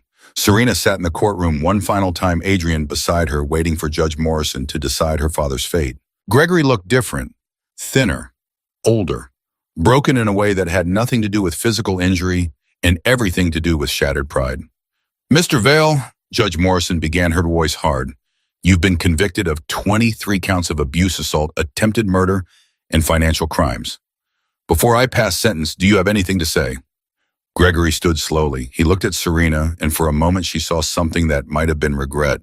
"I have one thing," he said quietly. "Serena was right about all of it. I heard her. I heard everyone who trusted me. And I told myself I was justified, that I was making her strong, that the ends justified the means. But I was wrong." The courtroom erupted in whispers. Webb looked shocked. Even Rebecca seemed surprised. "I can't undo what I have done," Gregory continued. "I can't give back the years I stole from her. All I can do is acknowledge the truth. I'm a monster, and monsters belong in cages." He sat down. Serena felt tears on her face but didn't know when she'd started crying. Judge Morrison studied Gregory for a long moment. "Mr. Vale, I've been a judge for 30 years. I've seen many defendants claim remorse. Most of them are lying. Some are telling the truth, but only because they got caught. Very rarely I see someone who genuinely understands the magnitude of what they've done." She paused. "I'm not sure which category you fall into, and frankly, it doesn't matter. The damage is done. Lives have been destroyed, and while your apparent remorse may provide some small comfort to your victims, it doesn't mitigate your crimes." Gregory nodded slowly. On the count of attempted murder, I sentence you to 25 years to life. On the counts of aggravated assault, 15 years each to run consecutively. On the financial crimes, an additional 20 years. Judge Morrison's voice was iron. You will serve a minimum of 65 years before being eligible for parole. Given your age, this is effectively a life sentence. Serena heard the words but couldn't process them. 65 years. Her father would die in prison. Additionally, Morrison continued, you are ordered to pay restitution to all your victims in the amount of $12 million. Your assets will be seized and distributed accordingly. The gavel came down with finality. As the bailiffs led Gregory away, he looked back one last time. His eyes met Serena's and he mouthed two words, I'm sorry. Serena didn't respond. She just watched him disappear through the courthouse doors out of her life forever. Outside, the reporters mobbed them again. This time, Serena was ready. How do you feel about the sentence? Someone shouted. Satisfied. Justice was served. Do you believe your father's remorse was genuine? Serena paused, considering. I don't know, maybe, but it doesn't change what he did. It doesn't undo the damage. And honestly, whether he's sorry or not isn't my problem anymore. I'm done letting Gregory Vale control my emotions. What's next for you? I'm going to run Haven House. I'm going to help other survivors. And I'm going to live the life my father tried to steal from me. Serena looked directly into the nearest camera. To everyone watching who survived abuse, you're not alone. You're not broken, and you deserve so much better than what you've been given. Please reach out. Let us help. The questions continued, but Adrian guided her away, Victor clearing a path through the crowd. In the car, Serena finally let herself breathe. It's really over, she said. It's really over. I don't know what to do with it myself. Adrian smiled. I have a few ideas. That night they celebrated. Not the verdict. Serena didn't want to celebrate her father's destruction. Instead, they celebrated survival. Rebecca came along with Victor, Jennifer, Sarah, Amanda, and the core team from Haven House. To Serena. Rebecca raised her glass. The bravest woman I know. To all of us, Serena corrected. Everyone who refused to stay silent. They drank, laughed, shared stories. For the first time in months, Serena felt light, free, like she could finally imagine a future that wasn't defined by fear. Around midnight, her phone rang. Unknown number. Don't answer it, Adrian said. Serena answered anyway. Hello, heavy breathing, then, you think you've won? Ice flooded her veins. Who is this? You destroyed my brother, took everything from him. You're going to pay for that. Patricia. Serena's hand tightened on the phone. Your brother destroyed himself. I just told the truth. You're a liar and a whore, and when he dies in that prison, his blood will be on your hands. If Gregory dies, it'll be because he couldn't live with his own conscience. That's not on me. You'll regret this. I promise you that. Serena hung up. Her hands were shaking, but not from fear, from anger. Patricia, Adrian asked, threatening me, saying I'll pay. Serena looked at her phone, then at Adrian. Should I be worried? Victor will handle it. We'll get a restraining order, increase security. Adrian's expression was dark. She's not going to hurt you. But Patricia's words haunted Serena for days. Not because she was afraid she'd faced worse than angry phone calls, but because it reminded her that Gregory's conviction didn't mean everyone believed her. Some people would always see her as the villain. A week later, Haven House officially opened its doors. The first resident was a woman named Maria, 28, with a black eye and a 3-year-old daughter. Thank you, Maria whispered as Serena showed her to her room. I didn't know where else to go. You're safe here, Serena promised. We're going to help you figure out what comes next. Watching Maria settle in, seeing the relief and hope in her eyes, Serena felt something click into place. This was her purpose. Not revenge, not justice. Just helping people find safety when they had nowhere else to turn. More women came. Stories poured in abuse, manipulation, fear. Each one different, but fundamentally the same. Each one a reminder of why this work mattered. 3 months after the sentencing, Serena got another call, this time from the prison. Ms. Vale, this is Warden Matthews at County Correctional. I'm calling about your father. Serena's stomach dropped. What about him? He's been diagnosed with stage 4 pancreatic cancer. The doctors give him 6 months, maybe less. The world stopped. Cancer. It's aggressive, spreading fast. He's requested to see you. No. Ms. Vale. I said no, I'm not going to visit him. Serena's voice was firm. If he wants to say something to me, he can write a letter. I'm done being manipulated. She hung up, her heart racing. Adrian found her sitting on the floor of her office, staring at nothing. Gregory's dying, she said. Cancer. 6 months. Adrian sat beside her. How do you feel? I don't know. Relieved, guilty for feeling relieved. Angry that he gets to escape prison by dying. Serena laughed bitterly. He's going to die before serving even a year of his sentence. Where's the justice in that? There isn't any. But you're not responsible for his cancer. You're not responsible for when or how he dies. You did your part, you told the truth. The rest is just life happening. He wants to see me. Do you want to see him? Serena thought about it. Part of her wanted closure, wanted to hear him apologize one final time. But a larger part knew that seeing Gregory would only reopen wounds she'd worked so hard to heal. No, she said finally. I don't need his deathbed confession. I don't need him to validate my pain or apologize for hurting me. I know what he did. The world knows what he did. That's enough. Adrian nodded. Then don't go. 2 weeks later, a letter arrived. Serena recognized her father's handwriting immediately. She almost threw it away unopened, but curiosity won. The letter was brief. Serena, I'm dying. The doctors say I have maybe 4 months left. I know you won't visit, and I don't blame you, but I need you to know something. You were right about everything. I was a monster. I hurt you in ways that can't be forgiven or forgotten. I told myself I was making you strong, but really I was just repeating the cycle of abuse my father started with me. That's not an excuse. It's just the truth. You deserve better. You deserved a father who protected you instead of one who destroyed you. I'm sorry I couldn't be that person. I'm sorry for all of it. Die knowing this. I'm proud of you, of who you've become despite everything I did to break you. Haven House is incredible. You're incredible. And I hate that it took losing everything for me to see it. I don't expect forgiveness. I just wanted you to know, Gregory. Serena read it 3 times, then put it in a drawer. She didn't know how to feel. The apology felt genuine, but it also felt too late. Years too late. Do you believe him? Adrian asked after she showed him the letter. I think he believes himself. Whether that's the same as being genuine, I don't know. Serena closed the drawer. But it doesn't matter. My healing doesn't depend on whether he's truly sorry. It depends on me choosing to move forward. Gregory died 6 weeks later. Serena learned about it on the news the same way the world did. The obituaries were kind, focusing on his business success and charitable work, barely mentioning the convictions. Patricia gave another interview blaming Serena for his death.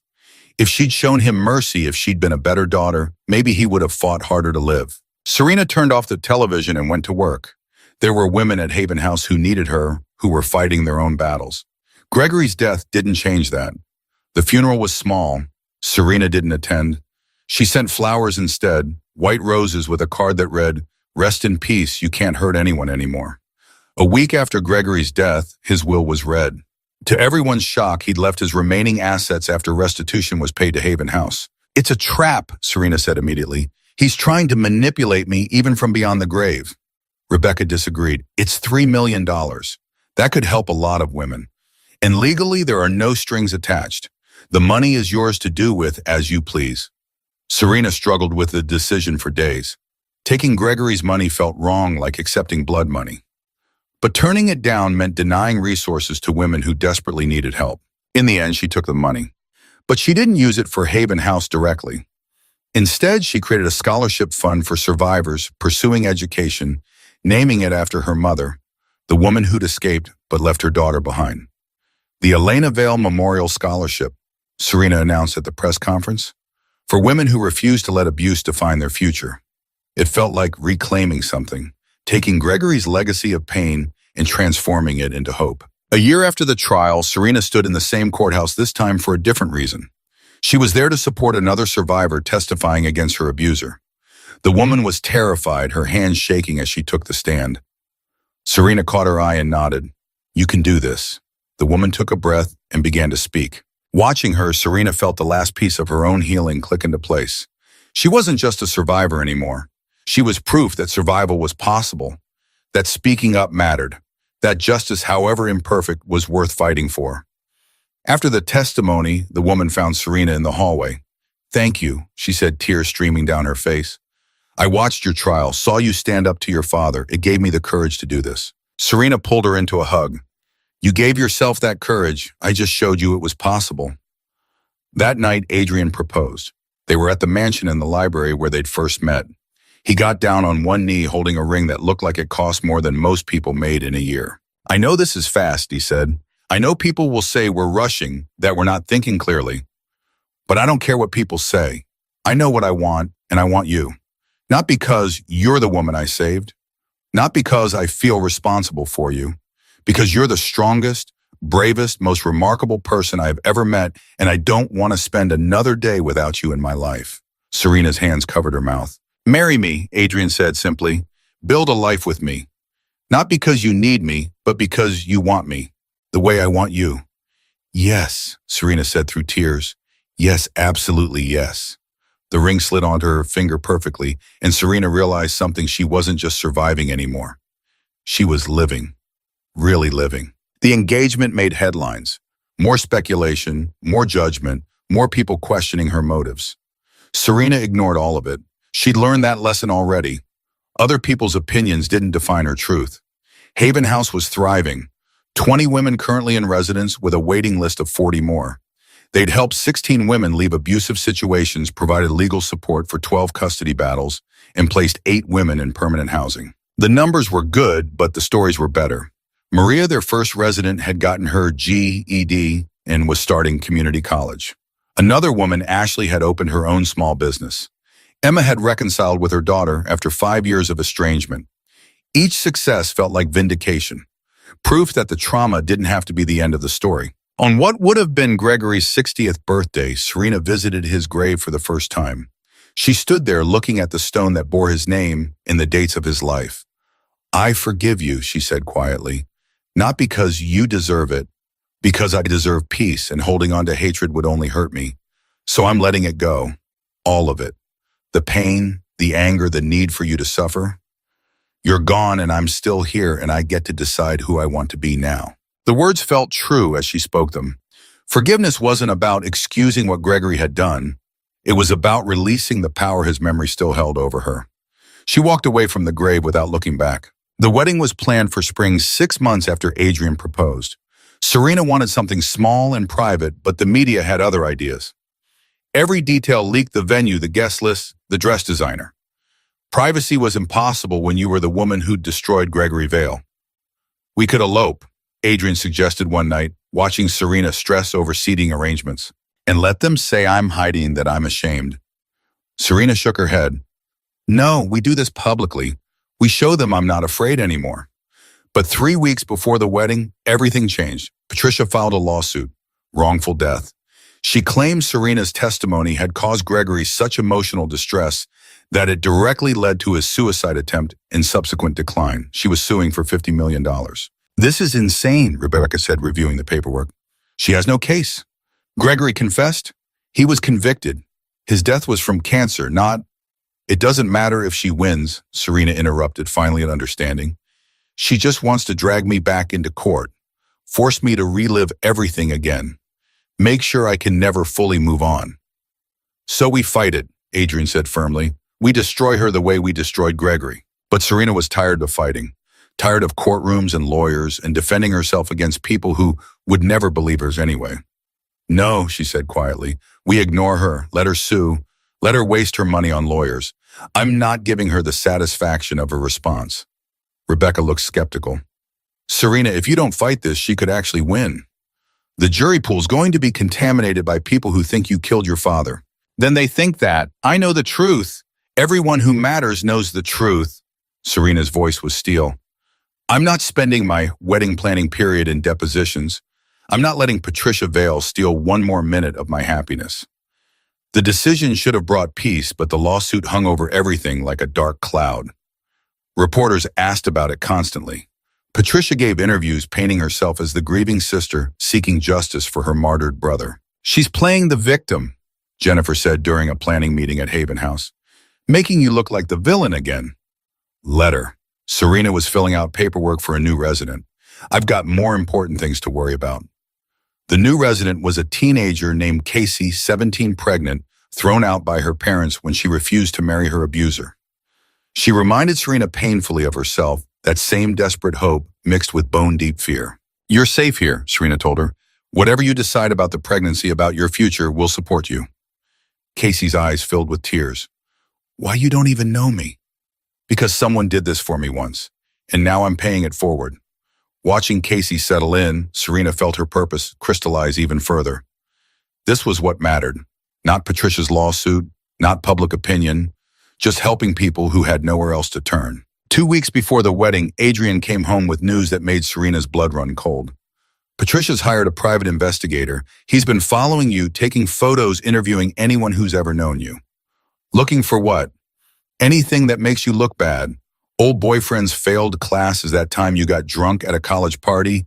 Anything she can use to paint you as unreliable or manipulative." Serena laughed bitterly. "I barely had a life before Gregory sold me. What's she going to find? That I was too scared to date? That my grades suffered because I was being beaten at home?" "She's desperate," Victor added. "Desperate people are dangerous." The warning proved prescient. 3 days later, Patricia released a statement claiming she had proof that Serena had planned Gregory's downfall years in advance, that she deliberately seduced Adrian Russo, knowing his connection to organized crime specifically to destroy her father. "This woman is a calculating predator," Patricia told the cameras. "She used my brother's one moment of weakness, trying to help her with her problems, to orchestrate his complete destruction. And now she's marrying the man who helped her do it. This isn't justice. This is revenge, pure and simple." The story went viral. Social media exploded with opinions. Some people defended Serena. Others called her a black widow, a gold digger, a manipulative sociopath. "We need to respond," Rebecca insisted. "We need to know." Serena's voice was calm. "We don't respond. We don't engage. Patricia wants a war. I'm not giving her one. But she's destroying your reputation. My reputation was destroyed the moment I testified against my father. The people who matter, the survivors at Haven House, the people I've helped, they know who I am. Everyone else can think whatever they want." Adrian pulled her aside later that night. "Are you sure about this? Because if you want to fight back, I have resources. I can make Patricia's life very difficult." "I know you can, but that's not who I want to be anymore." Serena took his hands. "I spent 15 years living in fear. 6 months fighting for justice. I'm done being reactive. I'm choosing to be happy instead. And if that makes me naive or weak in some people's eyes, I'll live with that." "You're not weak," Adrian said firmly. "You're the strongest person I know." The wedding day arrived despite everything. Serena wore a simple white dress, no veil, no train, nothing that screamed, "Look at me." The ceremony was at the mansion, just 50 close friends and family. Jennifer, Sarah, and Amanda were her bridesmaids. Rebecca officiated. Victor stood as Adrian's best man. As Serena walked down the makeshift aisle in the garden, she saw reporters with telephoto lenses beyond the gates, saw helicopters overhead trying to get photos. But inside the walls, surrounded by people who actually cared about her, she felt nothing but joy. "We are gathered here," Rebecca began, her voice thick with emotion, "to witness the marriage of two people who found each other in the darkest of circumstances and chose to build something beautiful." Serena barely heard the traditional vows. She was too focused on Adrian's eyes, on the weight of his hands in hers, on the impossible reality that she was here alive, free, choosing this. When it came time for personal vows, Adrian went first. "Serena, when I met you, I saw someone broken by the world. But the longer I knew you, the more I realized I was wrong. You weren't broken. You were forged. Every terrible thing that happened to you made you sharper, stronger, more determined to survive. You didn't need me to save you. You saved yourself. I just had the privilege of watching." His voice cracked. "I promise to spend the rest of my life being worthy of you, to protect you, support you, and love you exactly as you are." Serena's turn. She'd written and rewritten her vows a dozen times, but standing there, she forgot every word. So she spoke from the heart instead. "Adrian, you gave me something I'd never had before, a choice. You could have used me, manipulated me, treated me like property the way my father did. Instead, you asked what I wanted. You gave me space to heal. You believed me when no one else did. Tears streamed down her face. I'm not marrying you because I need you. I'm marrying you because I choose you. Every day for the rest of my life, I choose you. I now pronounce you husband and wife, Rebecca said, grinning. Kiss already. They did, and the small crowd erupted in applause. The reception was perfect. Good food, better wine speeches that made everyone cry. Jennifer toasted to survival. Sarah toasted to justice. Amanda toasted to the future. Then Victor stood and the room went quiet. He wasn't known for speeches. I've worked for Adrian Russo for 14 years, he began. I've seen him make a lot of business decisions, some good, some questionable. But buying Serena was the best thing he's ever done. Nervous laughter rippled through the crowd. Not because it was a transaction, Victor continued, but because it brought her into our lives. Serena changed everything. She made this house feel like a home. She reminded us why we fight not for power or money, but for justice, for protection, for giving people who've been broken a chance to rebuild.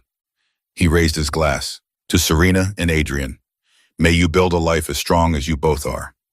Serena was crying again, happy tears this time. Later dancing with Adrian under strings of lights, Serena finally felt the last of her fear dissolve. She was married. She was safe. She was loved. Happy, Adrian murmured. Terrified, Serena admitted. I keep waiting for something to go wrong. Nothing's going wrong, not tonight, not ever again if I can help it. But the universe had other plans. The next morning, Serena woke to frantic pounding on the bedroom door. Margaret's voice panicked. Serena, Adrian, you need to see this. They stumbled downstairs to find the television on showing footage of Haven House. Police cars, ambulances, yellow crime scene tape. What happened? Serena demanded. Margaret's face was pale. There was a break-in last night. Someone got inside and attacked one of the residents. Maria, she's in the hospital. The world tilted. Maria, their first resident, the woman who'd been doing so well. How bad? Adrian asked. Critical condition. They don't know if she'll make it. Serena was already moving, grabbing her keys, her phone. Adrian caught her arm. We call Victor first. Get security. This could be. I don't care about security. Maria is dying. They arrived at the hospital to find chaos. Police questioning staff. Reporters already gathering. And in a private waiting room, Maria's 3-year-old daughter crying for her mother. Serena scooped up the little girl, Emma was her name, and held her close. It's okay, sweetheart. Your mama's going to be okay. But she didn't know if that was true. The doctor appeared an hour later, exhausted and grim. She's stable, but it was close. Multiple stab wounds, significant blood loss. She's going to need extensive surgery and recovery time. Who did this? Serena demanded. She keeps saying a name, Patricia. Does that mean anything to you? Everything stopped. Serena felt Adrian's hand on her shoulder, grounding her before she could spiral. Patricia Vale, she said, her voice deadly calm. My aunt, she's been making threats. The police took statements, reviewed security footage, and there she was, Patricia wearing all black, using a key she must have stolen or copied, entering Haven House and going straight to Maria's room. Why Maria, but Mom?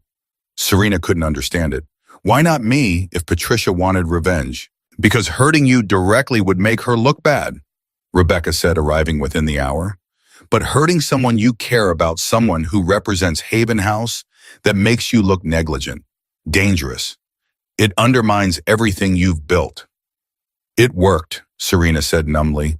The news is already running stories about how Haven House isn't safe, how I put these women in danger. That's not, it is true, Serena's voice broke. I brought this on them. Patricia targeted Maria because of me, because I testified against Gregory, because I wouldn't drop the charges or visit him when he was dying or Adrian pulled her close.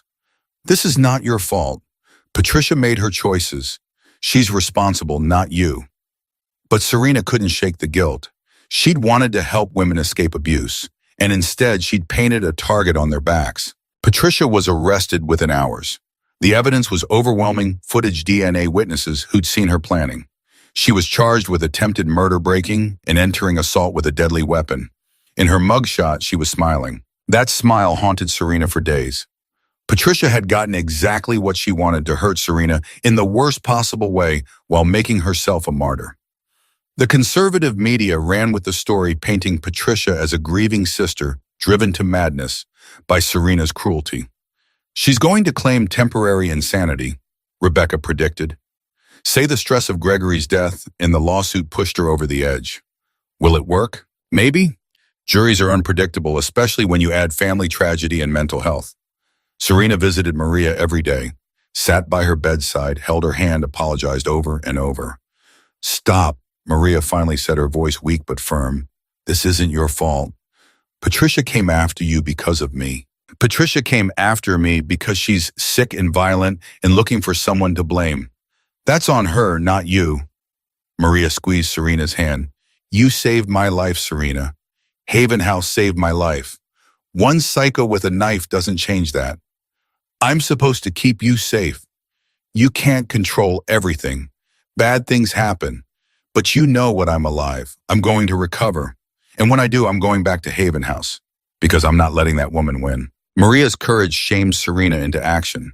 She called a press conference, stood in front of cameras, and spoke truth. Yesterday, my Aunt Patricia Vale attempted to murder a resident of Haven House. She did this as revenge against me because I testified against her brother, my father, for 15 years of abuse. She wanted to hurt me by hurting someone I care about. And yes, it worked. I'm devastated. I'm furious. I'm scared for every woman in our program. Serena took a breath. But I'm not closing Haven House. I'm not running away. I'm not giving Patricia Vale or anyone else the power to stop this work. Instead, we're expanding. We're adding security. We're creating satellite locations. We're making sure no one can ever do this again. Her voice strengthened. To every survivor watching, don't let fear win. Don't let the people who hurt you convince you that fighting back isn't worth it. It is. It always is. The response was overwhelming. Donations poured in. Volunteers offered time. Other survivors came forward with their own stories. Within a month, Haven House had 3 locations and a waiting list of over 100 women. Patricia's trial was set for 6 months out. This time, Serena wasn't testifying. Maria was. I want to face her, Maria said. I want her to see that she didn't break me. The trial was shorter than Gregory's, the evidence more straightforward. Patricia's lawyers tried the insanity defense, but Maria's testimony destroyed it. She looked me in the eyes before she stabbed me, Maria said from the witness stand, and she said, this is what happens when you help that bitch. She wasn't insane, she was cruel. The jury deliberated for 90 minutes. Guilty on all counts. Patricia was sentenced to 30 years. No possibility of parole. As they led her away, she screamed at Serena, you destroyed my family. You destroyed everything. Serena met her gaze calmly. No, your brother destroyed your family when he chose violence. You destroyed yourself when you did the same. I just refused to be silent about it. After Patricia was gone, Serena felt something shift. The last connection to her old life severed. No more veils, no more court cases, no more looking over her shoulder. She was finally completely free. A year after the wedding, Serena gave her first keynote speech at a national conference on domestic violence. Standing before 1,000 people, she told her story not as a victim seeking sympathy, but as a survivor offering hope. I was 8 years old when my father first hit me, she began, 23 when he sold me to pay his debts. I spent 15 years believing I deserved the abuse, that I was worthless, that no one would ever believe me, even if I spoke up. The audience was silent, hanging on every word. I was wrong. My voice mattered. My truth mattered.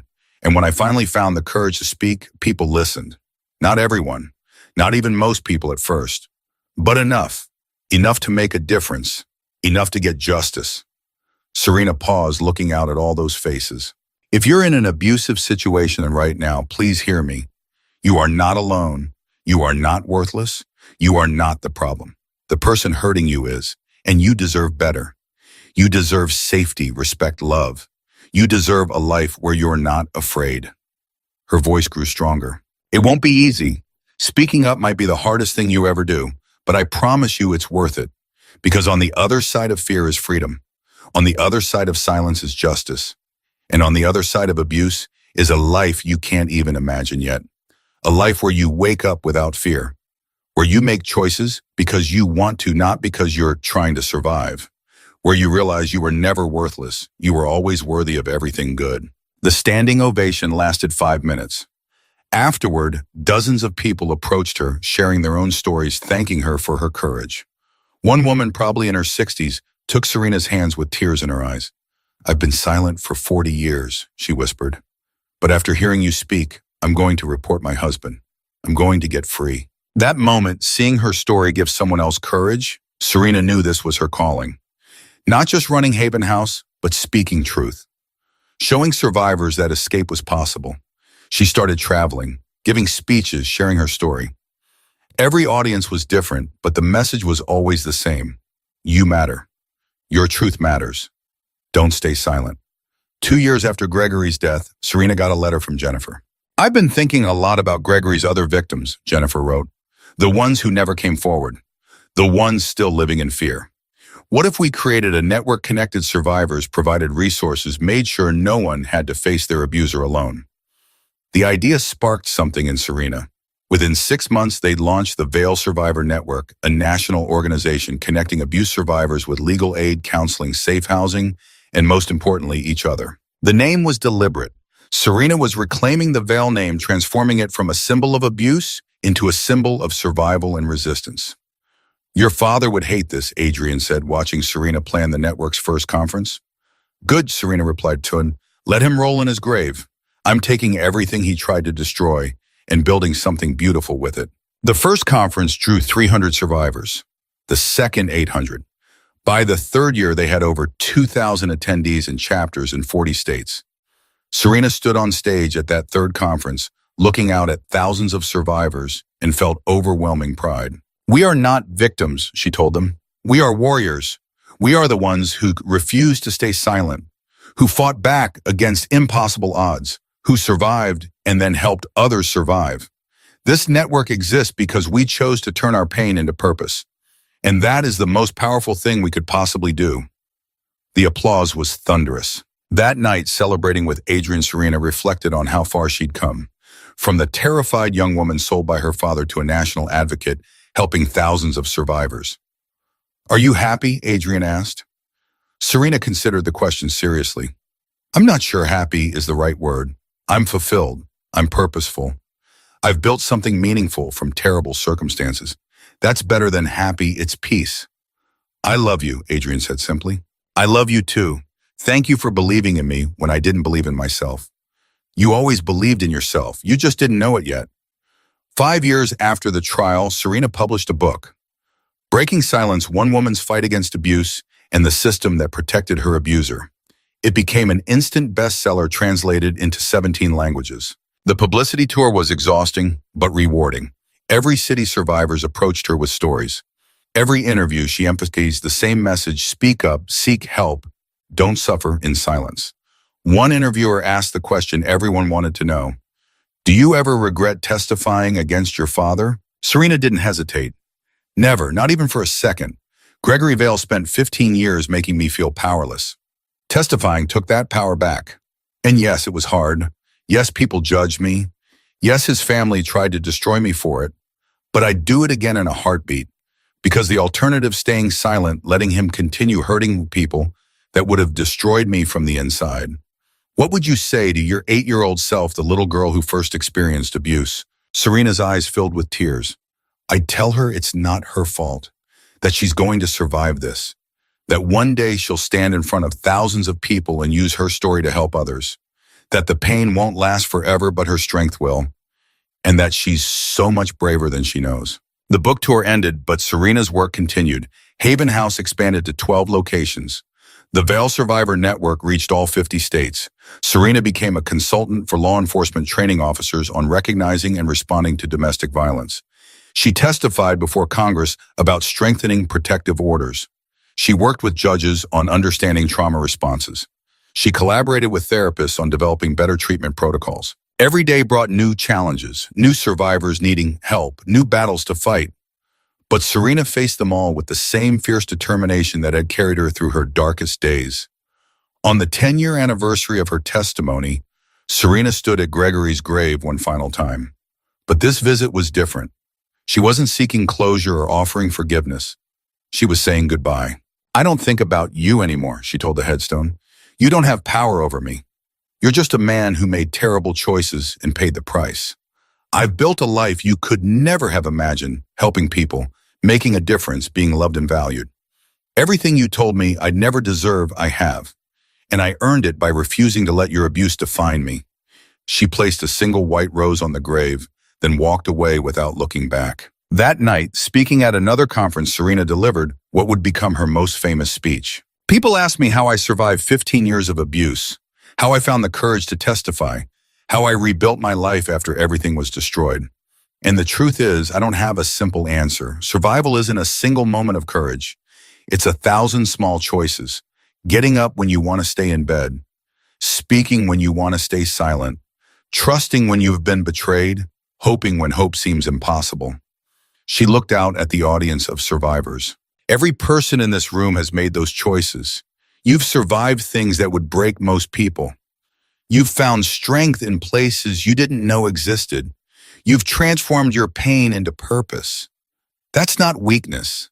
That's not being a victim. That's being a warrior. Serena's voice rang through the hall. We didn't ask for the battles we fought.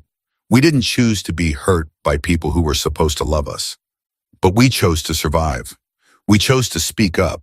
We chose to turn our worst experiences into fuel for helping others. And that choice, that decision to not let abuse be the end of our story, that's where real power lives. The standing ovation lasted 10 minutes. Later, a young woman approached Serena, maybe 19, with bruises poorly covered by makeup. I'm still with him, she whispered. My boyfriend. He hits me, and I keep going back, and I hate myself for it. Serena took her hands gently. Listen to me. You don't hate yourself. You hate the situation you are trapped in. Those are different things. And the fact that you're here listening to these stories seeking help, that means you're already on your way out. It might take time. It might take several attempts. But you're going to leave. And when you do, we'll be here to help. The girl's tears fell freely. What if I'm not strong enough? You're standing here, aren't you? Still breathing, still hoping that strength. You don't need to be fearless. You just need to be willing to take one small step, then another, until one day you look back and realize you've walked miles. 6 months later, that same young woman called Haven House. She'd left her abuser and needed help. Serena personally made sure she got it. Stories like that, watching survivors find freedom, rebuild their lives, discover their own strength. That's what made everything worthwhile. 15 years after Gregory sold her, Serena stood in the main hall of Haven House's flagship location, surrounded by staff, residents, and supporters.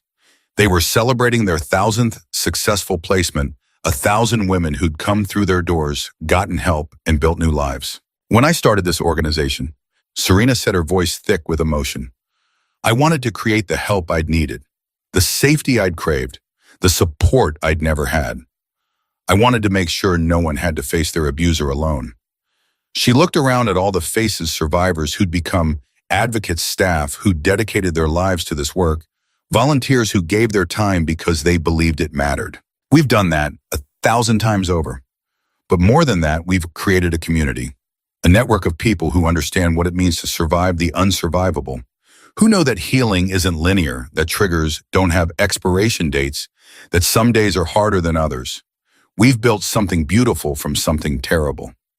Serena's voice grew stronger. Gregory Vale thought he could break me. He thought selling me, hurting me, trying to silence me would make me disappear. He was wrong. I'm still here. I'm thriving. And I've helped 1,000 other women do the same. That's my revenge, not his suffering, but my success. Not his punishment, but my peace. Not his death, but my life. The applause was deafening, but Serena barely heard it.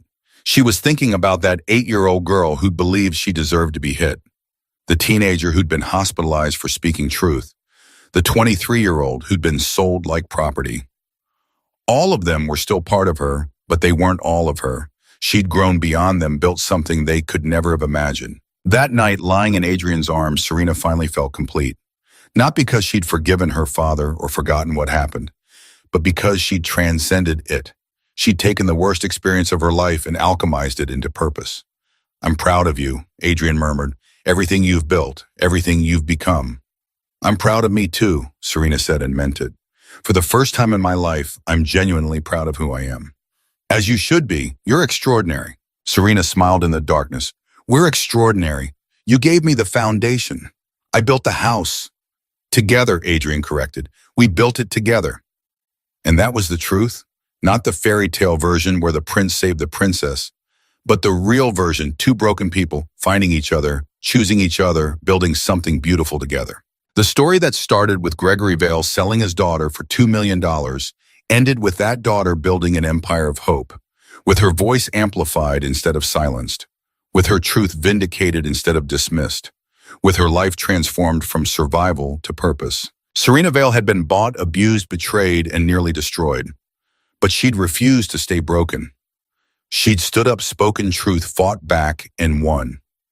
Not just in court, not just against her father, but against every system, every person, every belief that said abuse victims should stay silent.